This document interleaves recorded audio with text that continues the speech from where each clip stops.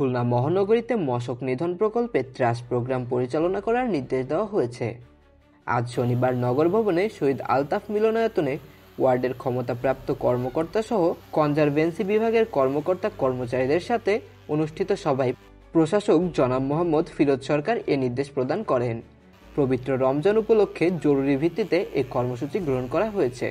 সভায় পবিত্র রমজান মাসে কনজারভেন্সি বিভাগের কর্মকর্তা কর্মচারীদের সাপ্তাহিক ছুটি বাতিল করা হয়েছে।